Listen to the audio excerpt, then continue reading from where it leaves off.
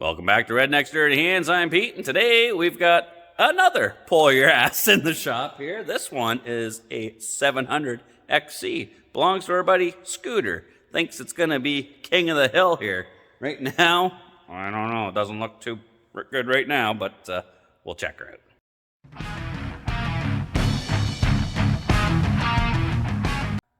All right, well, buddy Darren helped tug Scooter's XC700 in.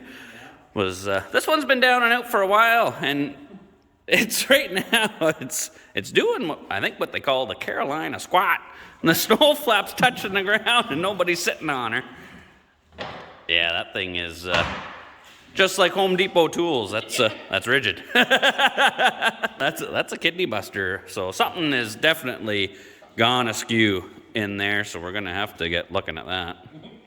So this one is a 2001, I believe. Scooter bought this actually off a fella that worked at the golf course there next to our place here years ago. He bought her because a buddy of his had one of these and said that they were fast. So we got to see if we can get this thing up and going now.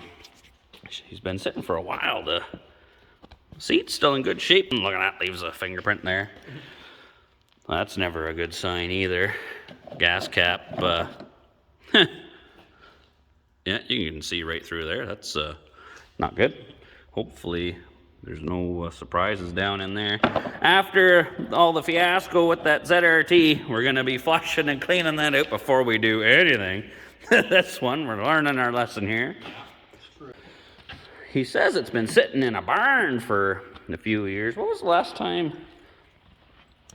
2011 was the last time she was stickered for the trail. And, looks like, I don't think that was mice. Looks like somebody borrowed the spark plug boots off of her. Oh, spark plugs are tight. Let's make sure this sucker ain't stuck. Give her. Oh, that's a good sign. Happy handle goes in and out, so we're already further ahead than the Zetter. Yeah, we're getting there. No. Oh, step aside there. All right. That sucker there. We're still in the process of that one. I don't know how far we're going to get with that one, but I think that one, if we get the bottom end fixed up in that. Time. Oh, yeah, that 600 will eat this thing. Scooter doesn't think so. So what we're thinking is we're going to get this fixed up for Scooter, whatever the issue is with the suspension and the track. Obviously, get the engine up and running. You know, we'll do the carb clean. New spark plugs, we'll check her over, clean her all up, bring it back to hopefully its former glory, because we are planning on doing a shootout. We've got, if we get this one up and going, that'll be this is a 2001 Polaris 700. I've got that 2000 SRX 700. And then I also picked up an Arctic Cat 700. It's a 2000 as well. And then our buddy Dean, he's got a 2000 Skidoo 700. So we're planning on doing a shootout for the same era, 2000, year machines. Which one's the quickest? I know the Yamaha SRX is a triple. It's kind of cheating, but Yamaha didn't really make a twin 700. So, yeah, I don't think that's cheating at all. Now, this thing is squatting in the back, kind of like the neighbor's dog coming over and dropping a load in your front yard. But I don't think we'll focus on that right away. I think we better make sure that this thing will spark up and give us some signs of life before we dig into that too far. Now, in order to get this thing sparked up and fired up, we're going to need those spark plug boots. But just in luck, I still got the old airbox from Kyle's, the ZRT 600, and look at what we got here. We got a couple of spark plug wires on the old coil, so in redneck fashion, that in stock, used parts, we'll pull them off, stick them on there, see if we got spark. So we're just gonna, all they do is they just spin off. They kind of like the electrical Moretz. There's a little tapered screw inside there that screws into the end of the wire. So you just spin them off of there, and then we'll spin them back onto the end of his wires, and then hopefully we'll probably put some new, we don't need that sucker. We'll put some new bogies in here, and we'll check for sparks. Just stuff her in there. Crank her, righty-tighty. Undo the bogies, spin them out of there. He's running champions in this thing. I hate champion spark plugs. I'm more of an NGK fella, but we're just gonna be checking for spark right now anyway. We're not gonna spark her up. See if you can get your peepers on there. Kill switch. Oh, wait a minute. We got no key. No, Scooter. Where's the freaking key? They're nothing. No, go. Alright, so Scooter didn't leave us with a key, so he left us with no choice. Pulled the ignition out. I don't know if you can see that. Just unthreaded the plastic nut off of it. Unplug the switch. Leave that dangling in the breeze. Now check that sucker out.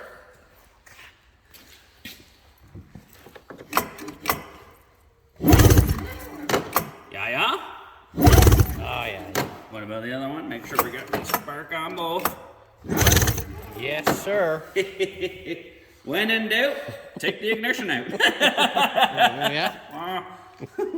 So, pulling the ignition out and check for spark. This is a tip. That's a tip for all you honest guys out there, because kill switch off, the spark goes away. Kill switch up, spark comes back. So apparently you don't need the ignition switch. If you're pulling an old sled out of the woods or whatever and you can't find the key, not saying go driving by your neighbor's houses and looking for them, that's all. Alright, well, we know it's got lightning happening there, so we'll do the same thing. We'll pull the belt guard off, get the belt off of there, yank the air box out, pull the carbs, give them a good cleaning. We'll flush and clean out the gas tank, make sure there's no crud in there, and then we should be ready to fire that. Probably pull the exhaust off just to make sure there isn't a mouse nest in there, but yeah. Alright, so doing the same as that Polaris 440s. Alright, not sure if I'll be able to do this one the same way I did as that 440. The spring might be a little bit tighter in here, but we'll give her a go anyway. Oh yeah. No problemo. Same thing. Check Scooter's belt. I don't think he's got too many miles on this belt. I think he put her on and then that happened, so. Same thing with the air box. Should be fairly straightforward. Just unplug. Oh, this one's a little different. She's like a two-piecer. Get out of there. Yeah, this one's a little different than that. Oh, look at this. That's fancy. Maybe that's where all the power comes from in these bad boys. Oh, that's not in all the way. Eh? That's been sitting like that for a while. But there's no nest in there, so that's a bonus. We might get lucky with this one. Although, I'm not too sure how this all comes apart. The steering shaft is going through this thing, and it looks like it's all part of the oil jug. That Polaris, like, what are they doing? Now, I've seen some dumb things in my life, but running the steering shaft through the airbox, like, what is with Polaris engineers? Like, let's just jam crap where we don't plan on putting crap. Oh, we gotta run the steering shaft through there. Okay. Like, what the? Nice one. Had a little Phillips head screw going in the front of it here, holding that corner in, and then I'm guessing if you hold your tongue right, you can just pull this thing out of here. Come on. Just like so. Although I'm thinking somebody put that, that's not supposed to be there. Maybe that's why this side was loose. And then we can undo the carburetors and yank them out as a unit, kind of pull them back through here and then up through there. I don't know. I really don't want to get into having to take this sucker out of here because it just looks stupid. I wasn't really going to get too involved in showing how to clean the carbs and all that on this one because I just did that 440 there, but these are a little bit different. These are flat slides, and hitting the throttle there, we're getting a bit of a rattle. I don't know if you can hear that. So we may have to investigate what is jiggling around in there. And I just noticed before even taking it apart, that carburetor over there is not pushed on all the way. This one here is, so who knows how long that's been like that. That's not good. If it was sucking air there when he was running her, she'd go lean, but I mean, it does pull over, so. Well, it's Yeah. almost off to the bottom. I know. Scooter, what's going on?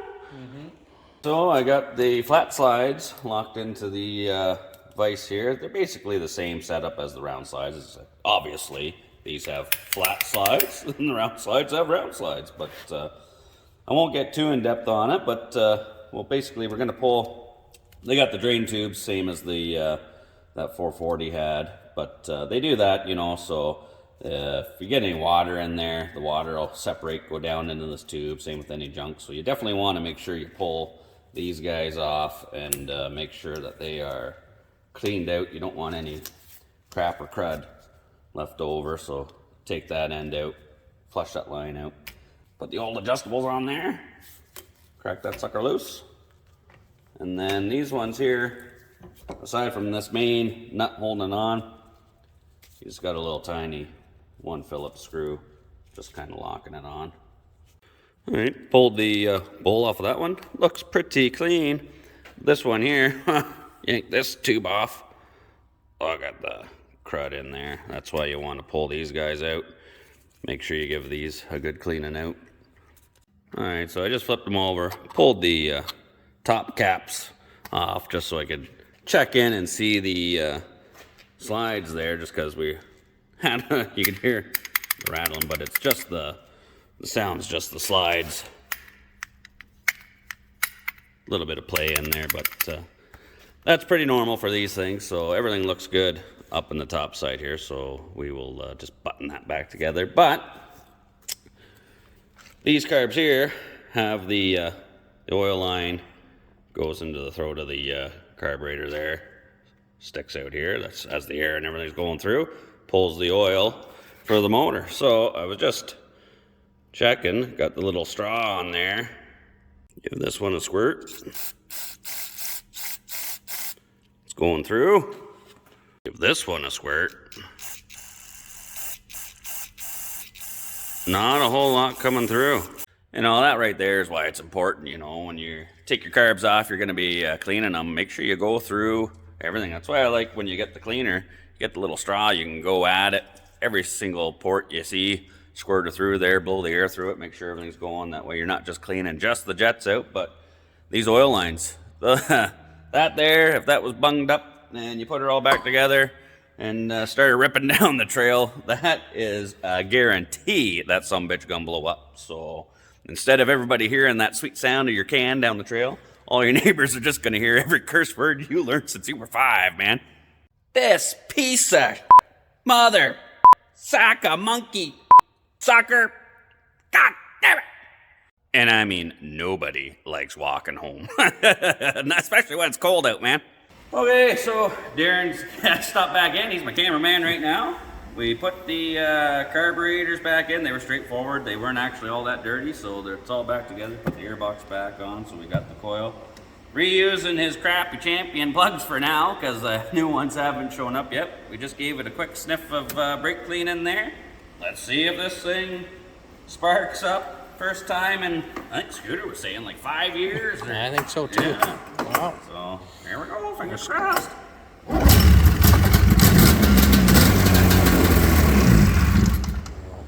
Suck some fuel, that's not bad. That's the one pull. Come on, baby.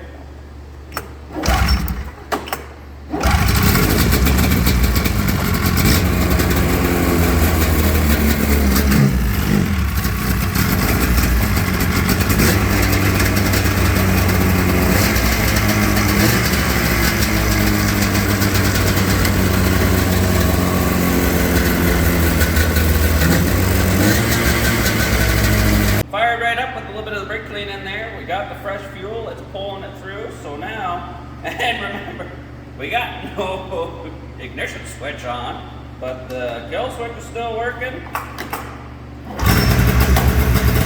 One full idle it. And the kill switch works, so keys? Who needs keys? Nice one. Well, she's a runner, but looking, it's been sitting for a while, and it's got some pretty good oxidization in the aluminum there from where the belt was sitting, and that is no good for running the belt on. So we're gonna have to clean that up the redneck way. Well, just hopefully keep all our fingers. So yeah, we're gonna take a piece of this Scotch-Brite stuff. Darren's gonna fire it up, and we're just going to hold that in there and, you know, let nature take its course. All right, here we go.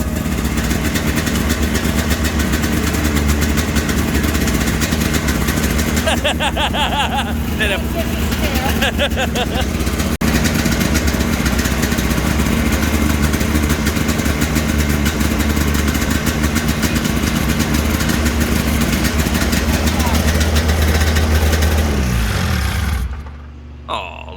Brand new. Jeez, that's what you're supposed to do. Yeah, well, actually what you're supposed to do first is roll your sleeves up.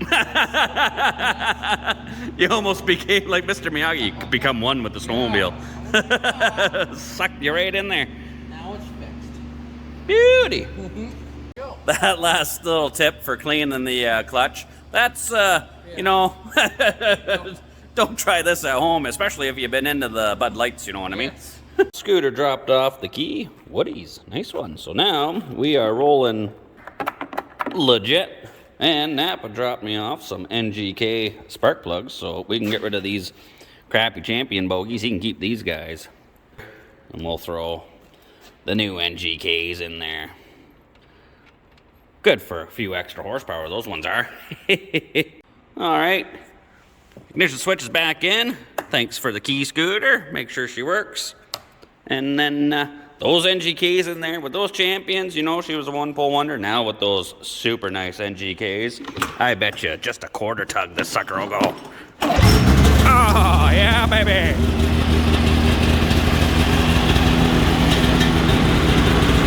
Now that she's all up and running, we're going to have to investigate what the heck is going on there. But just quick visual here. Yeah, there's a pull through on the track there. Big open window where you're not supposed to be able to see through. And yeah, we got another one going here. So this track is junk. So it's definitely gonna have to come apart. We gotta pull that all out, get rid of that track, and find out what's going on with that. So we may have to do a part 2 to this. All right, got her hanging like a deer from the cherry picker there, and we'll see if we can have a look up in there before we go taking anything apart, just to see what the heck is going on with this thing. Already has a handy dandy little access hole there. We can use the leftover bit of strap there, put her right through, hold that sucker right out of the way. Nice one. All right, checking this thing out, and this track is, it is like Keith Richards' liver, man. It has seen better days. This thing, just shredded and dry rotted and cracked. Yeah, this is no good. That track there is junk. I mean, what is going on? Wow. Yeah. That tunnel, there's like a big hole in there, and those heat exchangers are like rubbed right through. So yeah, there's gonna have to be a part 2 to this video, because this tunnel, the track is no good. Those heat exchangers are rubbed right through. Yeah, we're gonna have to dig up some parts and pull the seat off, pull this skid out, pull the track off, drive shaft out, strip her all down, and rebuild as necessary. Like, yeah, that's all rubbed through. I don't know if that'll focus, that's rubbed through. That heat exchanger is rubbed right through. Same with that one. Well, Scooter definitely got his money worth out of this one, and every bit of fun that it had in it, because it's game over now. Well, son of a gun, these Polaris guys, they think of everything on top of the belt guard here. They have suspension troubleshooting, problem and solution. Rear suspension bottoms out too early. I'm sure we're experiencing that. Rides too stiff. Yes, sir. But you look all the way at the bottom. Track and tunnel is holier than Jesus. Buy a Yamaha. These guys know what they're talking about. Well, I mean, we got the old girl back up and running for Scooter, so he's going to be pumped about that. But, yeah, there's major issues going on in the rear end of this thing, you know. So we're going to have to scrounge up some parts. Going to need a track. Looks like some heat exchangers. Going to have to do some tunnel patchwork. Hopefully this doesn't get too involved, but it's going to be way too much for fitting all one video. So we'll cut this video short here. You know, we always appreciate you watching, tuning in. If you're not subscribed, please consider doing so. It helps us out. We enjoy doing this, and turn the notification bell on. It'll let you know when we're uploading the second video of this one anyway. And then, you know, leave a comment, hit the like button, and as always, take her easy.